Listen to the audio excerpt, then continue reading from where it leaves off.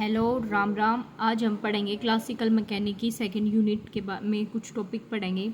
तो देखो स्टार्टिंग है कॉन्स्टेंट है। एमएससी में जब आप फोर्थ सेम आओगे तो कॉन्स्टेंट है ना, मतलब बहुत सारे सब्जेक्ट में होगा। मतलब जो एक ऑपरेशन सिस्टम पढ़ेंगे हम, उसमें भी आया है कॉन्स्टेंट के बारे में। तो कॉन्स्टेंट क्यों है? अगर मान लो कोई सिस्टम है, ठीक है, जो सिस्टम है, इस सिस्टम का कोई ना कोई पार्टिकल होगा, ठीक है। इस जो ये पार्टिकल है कितने कितने तो मूव करेगा, ये एक जगह तो खड़ा नहीं रहेगा, है ना। तो कितने कितने इसकी मूव करेगा तो इसकी क्या होगी? वेलोसिटी भी होगी। और के मूव करेगा, इसकी पोजीशन मूव होगी ना। तो जो इसकी पोजीशन और वेलोसिटी में जो भी रुकावट हम आया करें ना, जो भी हम रुकावट आओगी उससे हम क्या करें? कॉन्स्टेंट क्या करें, ठीक है। ये मान कर चलो कोई चीज़ है, ठीक है, मान लो मतलब कोई भी सामान लेकर चलो, इसका हम कितना भी यूज़ कर लो, इसकी कोई ना कोई तो लिमिट आया ही करे ना, ठीक है ना। हर चीज़ की लिमिट होती है ना। तो नो उस लिमिट ने हम क्या करें? कॉन्स्टेंट क्या करें, ठीक है। देखो जियोमेट्रिकल या फिर काइनेमेटिकल, एक मिनट, जियोमेट्रिकल या काइनेमेटिकल जब हम मतलब कोई भी जब हम रिस्ट्रिक्शन लगा देंगे ना किसी भी पोजीशन और वेलोसिटी पे, किस पे? पार्टिकल के पोजीशन और उसमें जो कि सिस्टम में है उसने क्या कहेंगे? कॉन्स्टेंट कहेंगे। इफ जिस भी सिस्टम में होगा, मतलब जो ये कॉन्स्टेंट जिस भी सिस्टम में होगा उस सिस्टम ने हम क्या करें? कॉन्स्टेंट सिस्टम कहेंगे। फ्री सिस्टम जिसमें कांस्टेंट होता ही नहीं, मतलब अपसेंट होगा, उसने क्या कहेंगे? Free system. अब है इसकी एनालिटिकल रिप्रेजेंटेशन। इसमें ना देखो जो टी होगा ना, टी तो टाइम ने डिनोट करेगा, एक आर के नाम था होगा, ठीक है, वो डिनोट करेगा आपकी पोजीशन ने, ठीक है ना, वेक्टर की पोजीशन है, ठीक, पोजीशन वेक्टर, ठीक। एक देखो इसमें एक होया करे आर के का मतलब क्या होया करे? डी आर के अपॉन डी टी होया करे, टाइम के साथ चेंज होना, ठीक है ना। और इस पे यो डॉट लगा देंगे ना, इस डॉट का मतलब क्या होया करे? डी आर के अपॉन डी टी होया करे, ठीक है ना। इसकी शॉर्ट फॉर्म ने हम क्या करें? बस डी आर के पे डॉट लगा दिया, ठीक है। इसने हम के लिख सके हैं, वी के भी लिख सके हैं, ठीक है। और के की वैल्यू कितनी होया करे? 1 2 से लेके एन तक होया करे। आगे जो मेन टॉपिक होंगे उन खातर ये चीज़ हमने जाननी थोड़ी सी ज़रूरी है, इसका खातर है ये, ठीक है। उसके बाद ये दो इक्वेशन है जिनका आगे बहुत यूज़ होगा।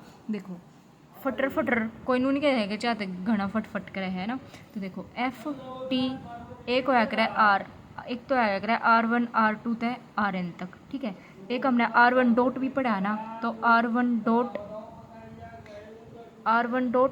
R2 डॉट, ठीक है, इन पे ये लगा दियो तीर सी, सॉरी लो, ठीक है ना ये, ठीक है, और बराबर में 0, ठीक है। इसमें हम शॉर्ट में हम के लिख सके हैं, मतलब एफ टी तो आवेगा, ठीक है, आर के भी आवेगा और एक आर के डॉट आवेगा, ठीक है, एक आर के और एक आर के डॉट और बराबर में 0। यह हमारी क्या होया करे? रिप्रेजेंटेशन। उसके बाद है दो टाइप के कॉन्स्टेंट होया करे, एक होया करे डिफरेंशियल, एक होया करे फाइनाइट। इफ देखो जो डिफरेंशियल कांस्टेंट क्यों आया करा? जिसमें वेलोसिटी प्रेजेंट होगी, मतलब कि जो हमने करा था ना, मतलब वेलोसिटी एफ टी आर के करा था, और एक क्या करा? आर के डॉट, जिसमें वो आर के डॉट होगा ना वेलोसिटी या प्रेजेंट होगी, उसने तो हम क्या कहेंगे? डिफरेंशियल कांस्टेंट, ठीक है। दूसरी होया करा फाइनाइट, जिसमें या प्रेजेंट ना होगी, जिसमें वेलोसिटी प्रेजेंट ना होगी, वह क्या हो जाओगी? Finite constant. तो दो टाइप के कांस्टेंट है, एक डिफरेंशियल एक फाइनाइट। या डेफिनेशन पढ़ोगे ना, यही चीज़ लिख रखी है, ठीक है, कि जिसमें वेलोसिटी प्रेजेंट होगी या आड़ी चीज़ प्रेजेंट होगी। डिफरेंशियल जिसमें वेलोसिटी प्रेजेंट हो, जिसमें या प्रेजेंट, देखो आर के अपसेंट दिखा दिया, या प्रेजेंट भी दिखा दोगे ना डेफिनेशन में, या चीज़ लिख दोगे अपनी लैंग्वेज में, तो पूरे नंबर आओगे। उसके बाद देखो इसमें बस एक या इक्वेशन है था ना, बस थोड़ी ध्यान रखनी है, इसका आगे तरीका भी बता देंगे याद करने का। उसके बाद है इसकी डिफरेंशिएबल इंटीग्रेबल कांस्टेंट क्यों आया करे, मतलब इसने डिफरेंशिएट कर देंगे, या इक्वेशन हमने ली थी पीछे, ठीक है। ये भी इसका डिफरेंशिएट कर देंगे उसकी रिस्पेक्ट में आर के की में। तो एक बार तो कर्ल एफ का मतलब आर के आड़ आ जाओगा, एक बार यो कर्ल एफ का फिर टी की रिस्पेक्ट में 0, ठीक है। या बस एक बेसिक सी फॉर्म में था, मैंने बस नू ध्यान रखनी कि डिफरेंशियल फॉर्म में नू होया करे। अगर यो डिफरेंशिएशन डायरेक्ट समझ में नहीं आ रहा हो तो देखो यार नू एक्सप्लेन कर रखा है, ठीक है।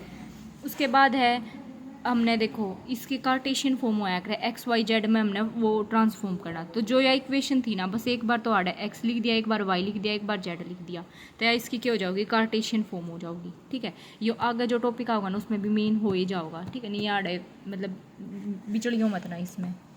उसके बाद है क्लासिफिकेशन ऑफ कॉन्स्टेंट, दो ये आ जाया करे। देखो क्लासिफिकेशन ऑफ कॉन्स्टेंट क्या होया करे, दो टाइप में होया करे वो भी, एक होया करे स्टेशनरी, एक होया करे रियोनोमिक। स्टेशनरी का ही दूसरा नाम क्या होया करे, स्क्लेरोनोमिक होया करे। स्टेशनरी मतलब वो वाला कॉन्स्टेंट होया करे जो कि होगा जिसमें टाइम एक्सप्रेस करने की कोई ज़रूरत नहीं होती, जो टाइम पर डिपेंड ना करता हो, उसने क्या कहेंगे स्टेशनरी। रियोनोमिक इस तो उल्टा हो जाएगा, जो टाइम पे क्या करेगा डिपेंड करेगा, उसने क्या कहेंगे रियोनोमिक। बस यही बात है, ठीक है, इसका एग्जाम्पल देख लियो। उसके बाद है एक होया करे होलोनोमिक। इस रियोनोमिक का भी एक दूसरा नाम होया करे, ठीक है, वो दिस इज ए फाइन, एक मिनट, हाँ ये रियोनोमिक के हुआ है, ठीक है, यह चीज़ होगी। उसके बाद है एक होया करे होलोनोमिक, एक होया करे नॉन होलोनोमिक। होलोनोमिक जो फ्री होगा, मतलब जो वेलोसिटी जो जिसमें वेलोसिटी होती है नहीं, उसने होलोनोमिक कह देंगे, जिसमें वेलोसिटी होगा उसने नॉन होलोनोमिक कह देंगे, ठीक है। इसका एक एग्जांपल याद रख लियो, मान लो वो ये चीज़ है जो कोई भी लगा लियो जो वेलोसिटी पे प्रेजेंट करे है ना करे है, ठीक है। ईब देखो याड़े मेन टॉपिक थारे स्टार्ट होंगे एग्जाम खातर। यो जो इतना करा है ना, यो मान लो आगे जो ये टॉपिक पढ़ेंगे हम उसमें यूज़ होगा। एक ही जो आड़े थे है ना, ये छोटे छोटे 2 नंबर में आ जाया करें, ठीक है। एक ही आड़े थे बड़ा क्वेश्चन, मतलब एक बस यो बने हैं 6 या 8 नंबर में कि डिफाइन करो कॉन्स्टेंट ने एंड क्लासिफिकेशन ऑफ कॉन्स्टेंट ने, ठीक है। तो डेफिनेशन लिख देंगे कॉन्स्टेंट के लिए, क्लासिफिकेशन लिख देंगे। मेन बड़ा क्वेश्चन तो मतलब साढ़े थी आज थी कि मैं यो आया है कि क्लासिफिकेशन ने मतलब कॉन्स्टेंट ने डिफाइन करो और इसकी क्लासिफिकेशन बताओ। और ये आड़ी थी जो भी हमने भी डेफिनेशन करी है इनमें बस दो नंबर का क्वेश्चन होगा, दो ये जो कंपलसरी क्वेश्चन आया करें, ठीक है। ये मेन टॉपिक करेंगे हम पॉसिबल डिस्प्लेसमेंट, ये नेक्स्ट वीडियो में करेंगे। Thank you so much.